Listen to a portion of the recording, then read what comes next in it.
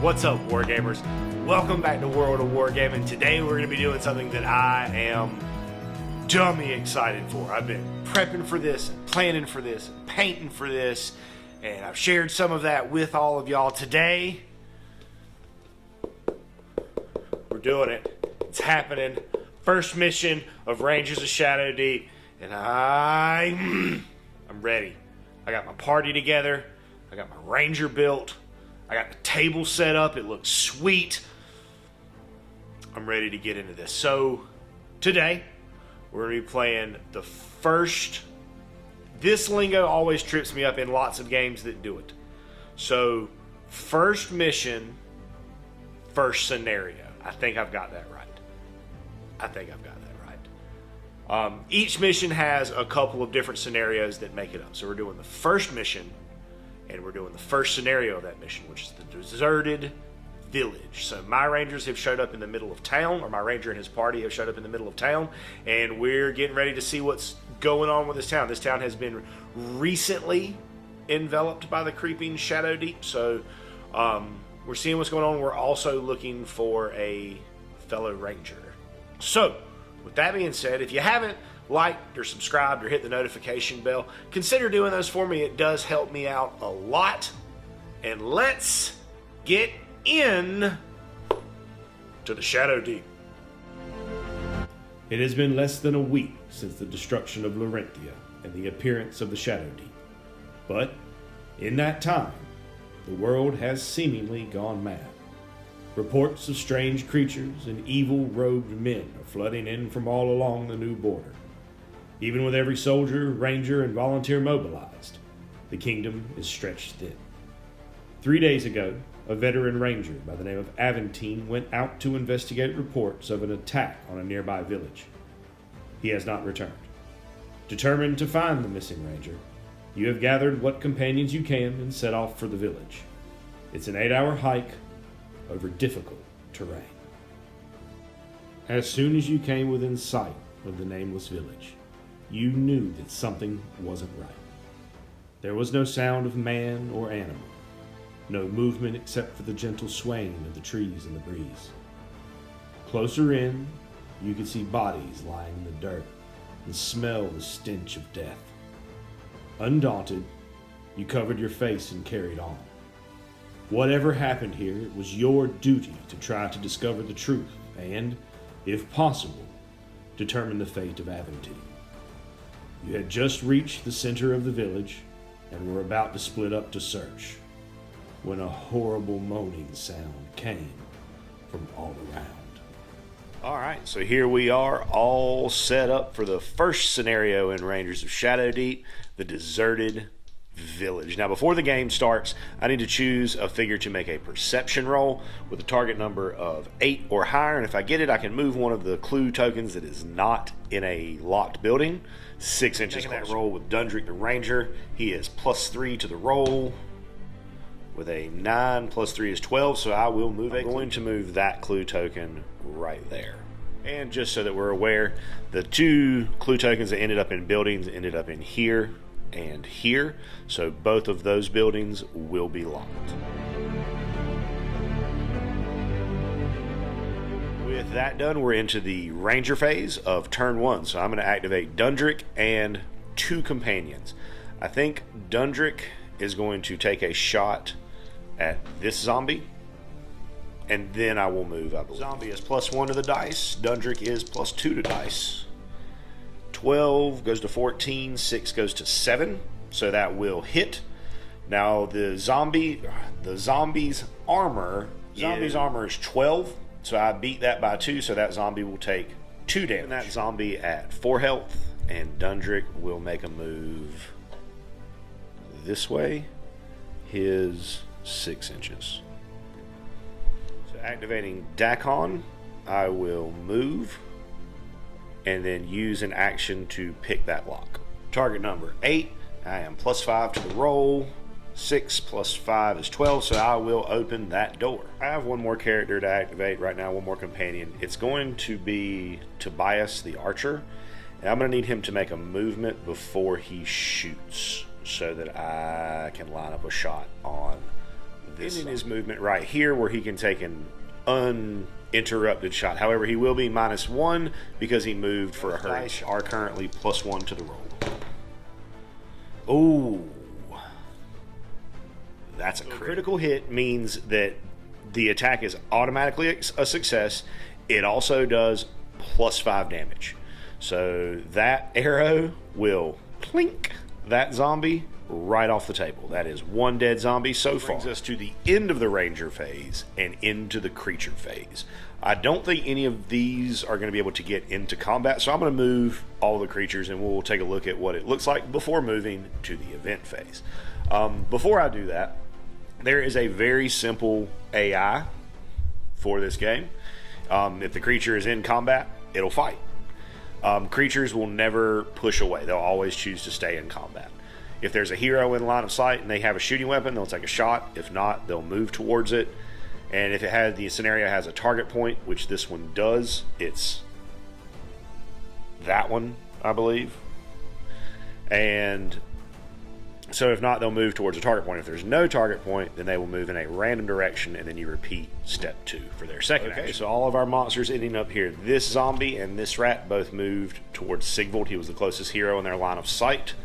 This one moved and then moved again towards Dundrek. Now, when you make a second move, it's only half your full movement. So their full movement is 4, so they move 4, and then they can move half their movement again for a total of 6. This one was pretty much equidistance from Tobias and Dakin, but I rolled it and rolled for him to move towards Dakin on the randomization.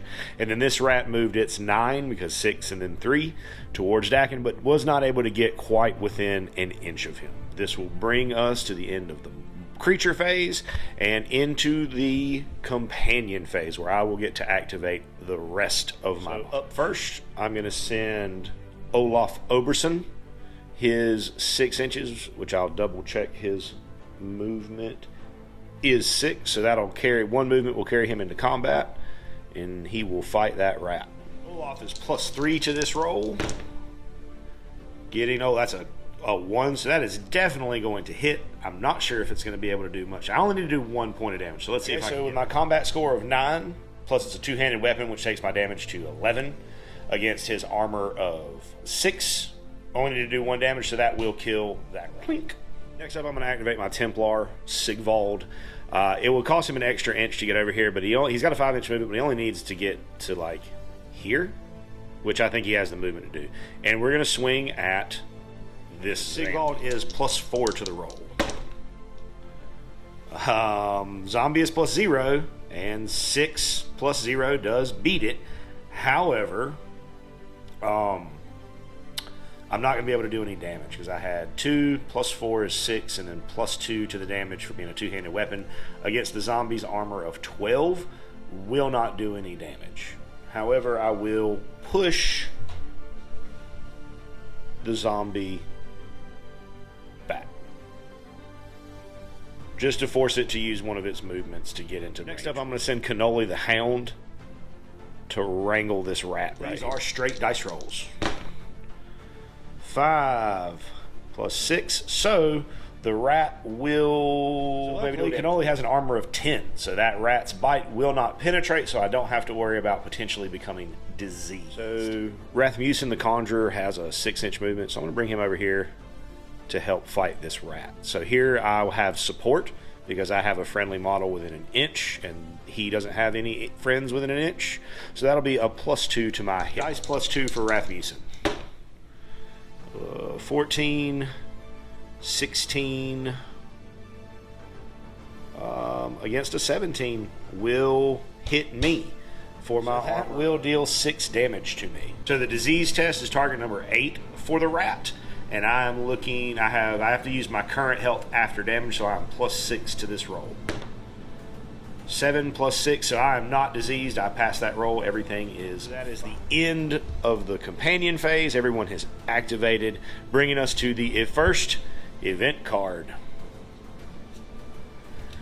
5, which is a giant rat. Place one giant rat as near to a hero as it can get while still being in contact with a building. If more than one hero will qualify, roll randomly. So that could be Dundrek or Dakin. So we'll make a roll. For even will be Dundrek. Odd, so it will come in next to right there. Scurries on out.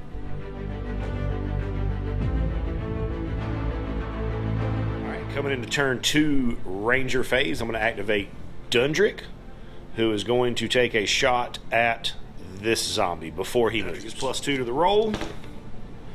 That'll be at 18, 19, 20. And I have a heroic action where I can choose to activate and use an 18 or a 19 as a critical hit on a shooting attack. So I will use that heroic action now because heroic actions do not cost you an action to use. Yep, and that perk is called Deadly Shot. So I will automatically hit and do 5 damage plus I beat the zombie's armor by 20. It's by 8. So that will total, that'll be 13 damage. That's definitely enough to kill that. So he dies. And then Dundrek will move his 6. Getting close to the clue, but not quite able to touch it. I'm going to activate Olaf as my next companion. And I'm going to attack this rat. Plus 3 to Olaf's roll. 16, 19 to 8 will kill that rat. And dead rat. And then Olaf is going to move his 6 towards that zombie. Just to screen out Dakin right here. I don't want the zombie getting to Dakin. Staying outside of an inch just to force that zombie to come to me. For my second companion activation, I'm going to activate Cannoli. And hopefully he will just rip this rat. Cannoli gets plus 2 for support. 19 is going to hit for a 21 to an 11. Armor of 6, he will thrash and gnash that rat hard. Dead rat. And then Cannoli is free to move. So he will move. He's going to move to closer to this zombie. No. He's going to move back this way towards this. Ending up right there behind the tree. Bringing us to the creature phase, which will be stuff moving in and initiating some combat. So this zombie will move to Sigvald. This zombie will move to Olaf. And currently, that is all the baddies that are on the board. Starting with the one fighting Sigvald, who is plus 4.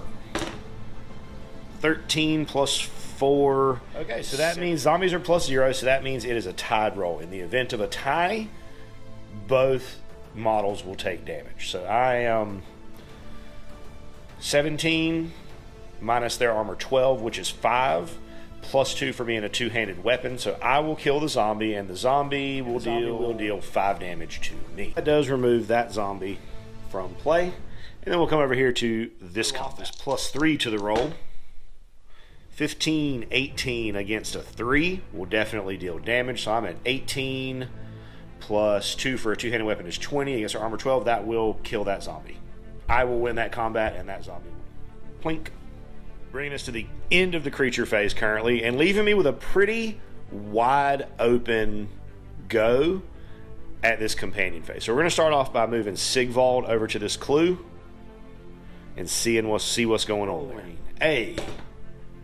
An 8 is strange tracks. I discover some very odd tracks. I make an immediate track roll, target number 6, to see if I can determine their nature. Ooh, we almost had it. Not really the consummate woodsman, so looking for a 6 or higher. Oh, 18! Got it, so that'll net me some extra XP at the end. Dakin will move into the house and make contact with this clue token. Finding a survivor in the house, there was this young girl hiding under the bed, crying, hoping that someone would come to her rescue. And lo and behold, Dakin Darkhand, the anti-hero to the rescue. I treat this survivor as a companion for the rest of my mission, with the following stats, which are a move of 3, a fight of 0, an armor of 10, and a health of 5. So my plan with the survivor is to, whenever I activate her, I just want to be running her off the table edge. My plan is to come out this door and hopefully just be able to run away, get off the board, and then that will count as being so Rasmussen is going to move with Cannoli around to investigate this clue, because I would rather have him investigate it than the dog, and I'm not currently positive that the dog can flip the clue token. So I'm going to move him over that way, bringing him to right there. Moving on to Tobias, who is going to move towards this house, I suppose. Moving to right here. Now, this is technically the top floor to a building, so it doesn't have a door, so I'm saying that window is everybody. So we'll go to our turn to event phase, getting the 9. So this one's not too bad right now. Disease. Any figure that is reduced to 0 health during this scenario must make a health roll. Target number 16, or suffer from disease in the next scenario. Use the figure's starting health to make the roll. Also, lest I forget, my new companion here, my survivor, does get running out of the door and up beside Olaf. To turn 3, Ranger phase. So, start this off. Dundrek will move into contact with the clue marker, and we'll see what we find. A 3. This is what we wanted. 1 to 3, we find the body of Aventine. We have discovered the body of the missing ranger. The figure discovering the body should make an immediate armory roll, target number 6. If successful, it recognizes that Aventine's sword is magic and brings it with it. This sword gives +1 fight. It can be used by this figure for the rest of the scenario if it can normally use a hand weapon, and can be given to any figure in the next scenario. After that, the sword must be returned to the king's armor. Target number 6. Oh, I do figure out. So I currently have a magic sword +1 fight on Dundrek. Next, I will move Rasmussen into contact with this clue token. Getting a 20. Oh, boo. Replace the clue marker with a zombie that is in combat with the figure that moved into contact with the clue marker. Ooh. And then I'm going to have him try to pick this lock. He has no bonuses to it, but he's already in position. Number 8. Oh, he does pick the lock, and will then be free to move inside and come into contact with that clue token. Getting a 14. Herbs. I find some herbs discarded by one of the villagers. Roll once on the herbs and potion table to see what I have discovered. This may be given to any member of the company after the scenario. 20 on the herbs and potions table. Getting a 7. Which is Quick Beam Root, which does... A figure that drinks this potion receives +2 move, but -2 will, which is the end of the ranger phase, coming to the creature phase. There is currently 1 zombie on the board, so that zombie will fight Rasmussen. And this will be a straight roll. 13 is better than 6, and beats the zombie's armor by 1, so I will deal 1 damage to 5, and bringing me to the rest of the companion phase. So first things first, Cannoli's going to have to come try to help out Rasmussen right here. Cannoli will be +2 to the roll because of support. Ooh, that's really bad. 18 plus... my armor. Yeah, unfortunately with my armor of 10, that zombie will slay my dog. I'm definitely going to eat his lunch now, though. And then on to the companion phase. So I'm going to be moving Sigvald over this way. I'm going to move Olaf and my female companion up towards that board edge. And Dakin is going to come out this way. So everybody ended up here. Sigvald moving towards that conflict. Dakin coming over here. I actually forgot there was a clue token behind this building, so Olaf was able to wander into contact with that clue token, and we will see what we get. 17 did produce a treasure token. However, it takes an action to pick the treasure token up, so I can't pick it up just yet. So that will bring me to the end of my companion phase, and we will draw an event card. Ace of Hearts. Zombies. Place 4 additional zombies on the table in the same positions as the starting 4.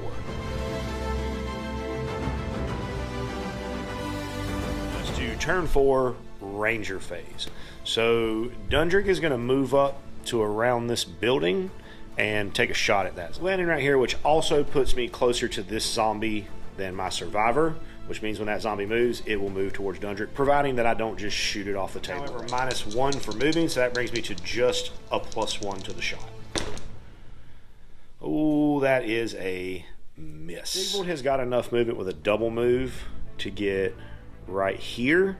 He won't be able to swing at that zombie right now. However, he will provide support, and the zombie will have to randomize who it chooses to attack. And with my last activation during the Ranger phase, I'm going to activate Tobias and bring him out of the building to get a shot at this right here beside Dakin and taking his shot this way with a -1 because +1. Oh, that is a bringing us miss. To the creature phase. So we're going to start off right here because he's in combat, and we'll randomize. Even here will be Sigvald. That is an odd, unfortunately, so he will be attacking that. He has support, so he is +2 to the roll. 3, that is not good. So that'll be damage on him. 13, he is armor. 11, so he will take 2 damage. This zombie walked through the archway to over here. This one just pushed across the middle. The one that was back there made it into contact with Dundrek, but it took both of his movement to do it. And this one I forgot to move, so it's going to move it 6 inches towards, bringing me to the companion phase, where I will get to do some things, starting with Sigvald, who is going to swing at that +4 to the roll. God bless. So that's 18 over 6 damage, down to 1. Houston will swing here. I've got to get this zombie off of me so that I can heal. Oh, thank Christ.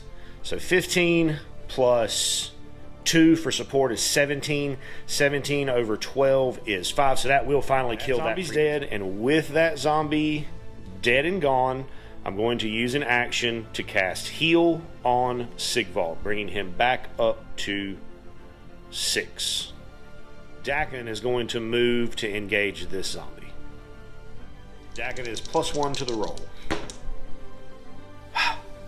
So no, but it will only do 1 damage to me because he has a companion here. Will run this way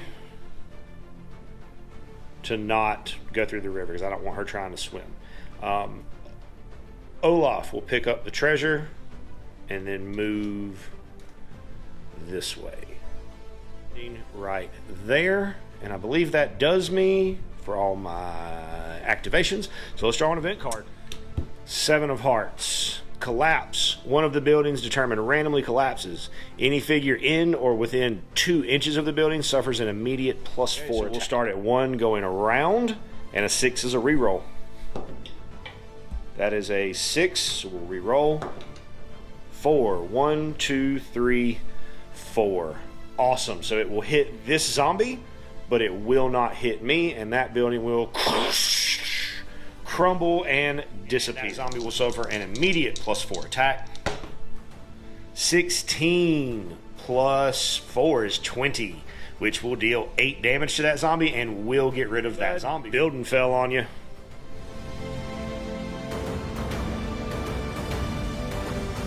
Bringing us into the Ranger phase of turn 5, starting with Dundrek, who will attack that zombie who is +3 to the roll because he found Avantine's blade. 14 plus 3 is not. So the monster rolled a 20, but monsters never crit. However, that monster is going to wallop me pretty 11, so he will whack me for 9 damage down to as the winner. Monsters will always choose to stay in. First companion I'm going to activate is going to be Tobias, who's going to take a shot and then move over here to provide support. 2 to the dice. 13 plus 2 is 15. Does not be the 17, so shot moving this way to provide support. And that second companion activation will be Dakin, who will attack +3 to the roll with support. 6 plus 3 is 9.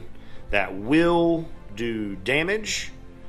It will beat him, but it will not do damage. But I can push him away from me, which I will actually scratch that. I'm going to stay in combat there. That way I can maintain the support when we get to the monster phase. Speaking of which, we are now in the monster phase, so we'll start off with this zombie first, back here fighting +3 to the roll for Dundrek. 18 plus 3 is 21 against their 1. That will absolutely slice that zombie into tiny, tiny necrotic. Then Dundrek will move back this way. Never mind. Never mind. He can't move. It's the monster phase. So this zombie is going to have to roll off to see which one of those two he attacks. Even will be Dakon. Odd, so he will attack. This is currently +4 to this roll with his +2 as well as +2 from support. So 6 goes to 10, which is enough to win, but not enough to do any damage. And at this point, I will push that zombie. Moved its 6 towards Olaf, and that will be the end of the creature phase. Now we'll get to the rest of the companion phase, and I'm going to start with Olaf coming to smash that zombie. +3 to the roll. Oh gosh.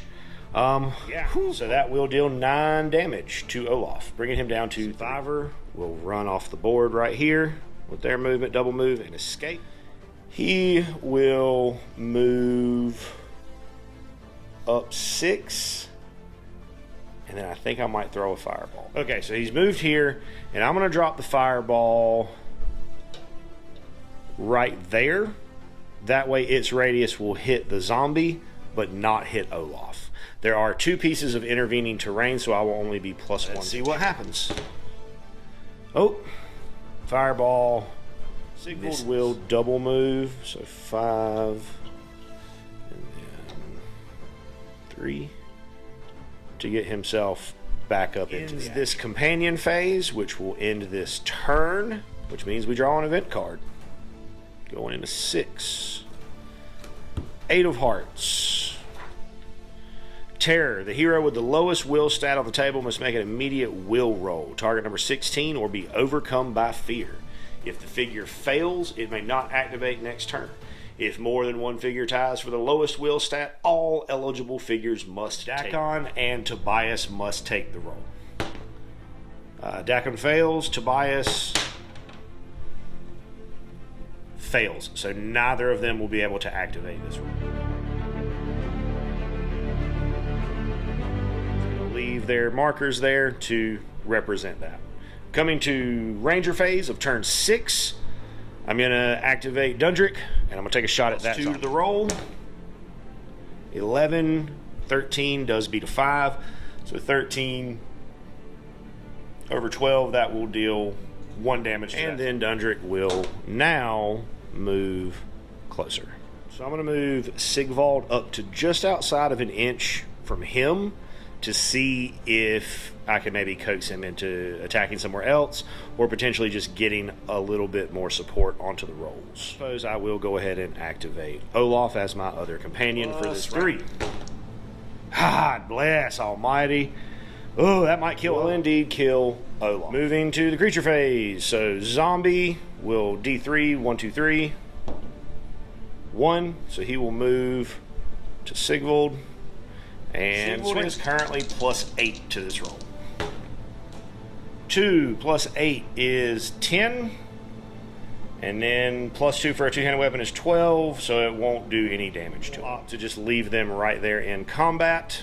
This zombie will move this way, ending right there, which will end the creature phase, bring us to the companion phase, where the only thing I have left to do is move Rasmussen, who will move this way and just provide some further support to that engage. Bring us to the end of turn 6. 2 of Hearts. Zombies. Place 2 additional zombies on the table at the center points of 2 different randomly determined tables. 1, 2, 3, 4. 3, so we'll get 1 here, and 4, we'll get 1 here. Those are probably the 2 best places that they could coming in right there, clearing some activation tokens, moving to the turn 7 Ranger phase. I'm going to take a shot with Dundrek into that zombie. 3 to the roll, +2 to the roll. 11, 12, 13, beats a 12. So I will do 1 point of down to 5. And then I will move right there just to pull that zombie towards me, not this. For my first companion, I will activate Sigvald, who is going to be +10 to this roll. 9 plus 10 will finally, that'll deal 7 damage, which will finally kill that stupid zombie. Bringing me to my first companion activation. I forgot that Olaf would have dropped that treasure token he had, so I'm going to start moving Dakon over this way to pick up his movement right there. Moving on to the creature phase. This zombie will move towards Dakon. This one will move and fight Dundrek, and this one will move 6 that way towards Sigvold, Tobias, and plus 3 to the roll. 7, 10. So I will hit him, but I will not hurt him. But I will push him to the companion phase. So we'll start with Tobias taking a shot at this zombie. It's 2 to the roll. 18 goes to 20. Which will do it, which will be 28 damage, will definitely kill him. I say he did. And then Tobias will move this way. Tobias moving to here, and Rasmussen moving to here, which will bring me to the end of the companion phase for turn 7.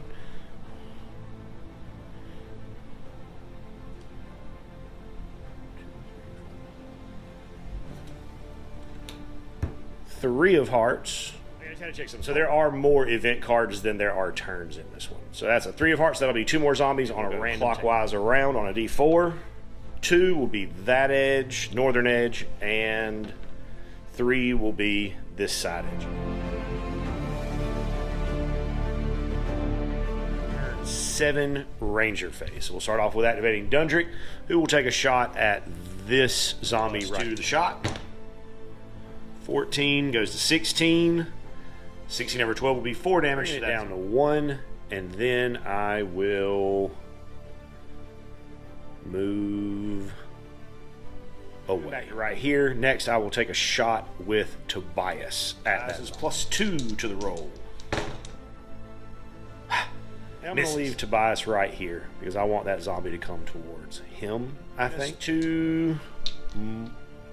Oh, no, wait. I get one more companion to activate. So I'm going to activate Dakon and have him move up to here and pick up that treasure. Monster phase. He cannot see Dakon, so he'll move towards Tobias. Same here. Oh, don't destroy the table. That one will move towards Tobias. Those 3 ending there, and this one moving into combat. Plus 2 to fight rolls, which will allow him to survive. Won't do any damage, but will push the zombie back in it. To right there, bringing me to the rest of my companion phase, so I'm pretty sure I can get Sigvold into that. Absolutely can, so we'll be taking a swing there at plus 4. That is a 10, plus 4 is 14, does not beat a 17, that will deal, I think 5 armor, 12, so 5 damage, taking him down to 1. Still in it, but just moving to the rest of the companions. Rasmussen's going to move up to this zombie and try to deal 2 to the roll. 14, 16. That does win, and it does kill. Dead zombie. That will do it for my companion phase, so we'll go to our last event card, which is a 6.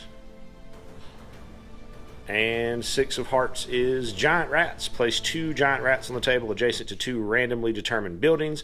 If possible, these rats should be placed out of the line of sight of any heroes. If that is not possible, place them as close to a hero as possible.